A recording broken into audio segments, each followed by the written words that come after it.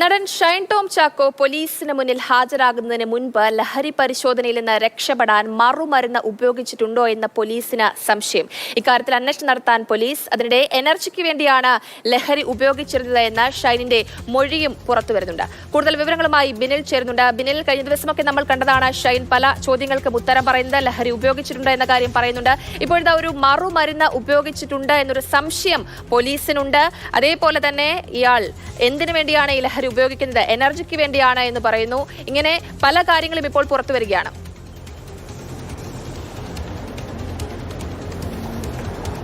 ജയലക്ഷ്മി, ഷൈൻ ടോം ചാക്കോ തന്നെ താൻ ലഹരി ഉപയോഗിച്ചിട്ടുണ്ട് മുൻപ് എന്ന കാര്യം പോലീസിനോട് ഇന്നലെയുള്ള ചോദ്യം ചെയ്യലിൽ തന്നെയാണ് വെളിപ്പെടുത്തിയത്. അതുകൊണ്ട് തന്നെ ഷൈൻ ടോം ചാക്കോ ഇന്നലെ ഹാജരാകാൻ എത്തിയപ്പോൾ മുതലുള്ള പല കാര്യങ്ങളിലും പോലീസിന് സംശയമുണ്ട്. വൈദ്യപരിശോധനയ്ക്ക് സ്വമേധയാ തയ്യാറായി തന്നെയാണ് ഷൈൻ ടോം ചാക്കോ പോലീസിന് മുന്നിലേക്ക് എത്തിയത്. അതുകൊണ്ട് തന്നെയാണ് ഇയാൾ ഈ ലഹരി പരിശോധന മറികടക്കാനായി മറുമരുന്ന് ഉപയോഗിച്ചിട്ടുണ്ടോ എന്ന സംശയം പോലീസിനുള്ളത്. ആന്റിഡോട്ടുകൾ ഉപയോഗിച്ചു കഴിഞ്ഞാൽ ഈ സാധാരണ ലഹരി പരിശോധനയിൽ നിന്ന് രക്ഷപ്പെടാൻ കഴിയും. പ്രത്യേകിച്ച് ഷൈൻ ടോം ചാക്കോ ആ ഹോട്ടലിൽ നിന്ന് ഇറങ്ങി ഓടിയ ശേഷം ഏതാണ്ട് 48 മണിക്കൂറിന് ശേഷമാണ് പോലീസിന് മുന്നിലേക്ക് എത്തുന്നത്. അതുകൊണ്ട് തന്നെ ആവശ്യത്തിന് സമയം ഇക്കാര്യത്തിൽ ഷൈൻ ടോം ചാക്കോയ്ക്ക് കിട്ടിയിട്ടുണ്ട്. അതുകൊണ്ട് ആ വഴിക്ക് കൂടി പോലീസ് അന്വേഷിക്കുകയാണ്. ഇയാൾ തമിഴ്നാട്ടിലെ പോയതിനു ശേഷം സാമ്പത്തിക ഇടപാടുകളുമായി ബന്ധപ്പെട്ട കൂടുതൽ അന്വേഷണം ഉണ്ടാകുമോ? കാരണം ഈ ഷൈൻ ടോം ചാക്കോയുടെ ഇടപാടുകൾ, ഗൂഗിൾ പേ അക്കൗണ്ടുകളൊക്കെ പരിശോധിച്ചിരുന്നു. അതേപോലെ ഇയാളുടെ ഫോണുകൾ ഇന്നലെ പരിശോധിച്ചിരുന്നു. അപ്പോൾ എന്തെങ്കിലുമൊക്കെ മറ്റ് ഈ തസ്ലിമ അതേപോലെ സജീർ ഇവരുമായിട്ടൊക്കെ ബന്ധമുണ്ട് എന്നും കഴിഞ്ഞ ദിവസം നടൻ പറഞ്ഞിട്ടുണ്ടായിരുന്നു. അപ്പോൾ ഈ സാമ്പത്തിക ഇടപാടുകളുമായി ബന്ധപ്പെട്ടും അന്വേഷണം ഉണ്ടാകില്ലേ?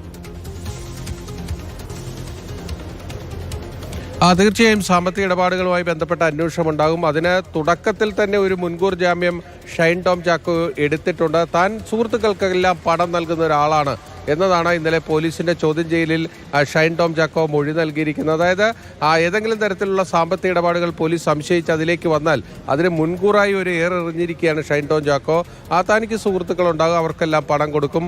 ഇവിടെ ഒരു പ്രധാനപ്പെട്ട കാര്യം, ഷൈൻ ടോം കഴിഞ്ഞ വർഷം കൂത്താട്ടുകുളത്തെ ഒരു ലഹരി വിമുക്ത കേന്ദ്രത്തിൽ ചികിത്സ തേടിയിരുന്നു എന്ന വിവരം പോലീസിന് അയാൾ തന്നെ പറഞ്ഞിട്ടുണ്ട്. ആ കേന്ദ്രത്തിലെത്തി ഇതിന്റെ സംബന്ധിച്ച വിശദാംശങ്ങളും പോലീസ് തേടാൻ തീരുമാനിച്ചിട്ടുണ്ട്. അതോടൊപ്പം തന്നെ ഷൈൻ ടോം ചാക്കോയുടെ ഈ അറസ്റ്റ് ഒഴിവാക്കാൻ, ഈ കേസ് ഒഴിവാക്കാൻ പോലീസിന് മുകളിൽ വലിയ സമ്മർദ്ദമുണ്ടായിരുന്നു എന്നതാണ് നമ്മൾക്ക് മനസ്സിലാക്കാൻ കഴിയുന്നത്.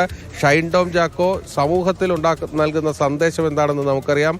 പോലീസിനെ കണ്ട് ഓടി രക്ഷപ്പെട്ടത് നമ്മുടെ മുന്നിലൊക്കെ ഉള്ള കാര്യമാണ്.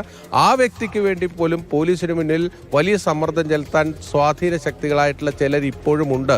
അവർ സമൂഹത്തിന് നൽകുന്ന സന്ദേശം എന്താണ് എന്നതും പ്രധാനപ്പെട്ട കാര്യം. പക്ഷേ പോലീസ് ഈ കേസ് എടുക്കേണ്ടി വന്നത്, ഇയാളെ വൈദ്യപരിശോധന നടത്തുമ്പോൾ അത് നിയമപ്രകാരം നിലനിൽക്കണമെങ്കിൽ പോലീസിന് കേസെടുത്തേ മതിയാകുമായിരുന്നു. അങ്ങനെയാണ് പോലീസ് ആ കേസിലേക്ക് പോയത്.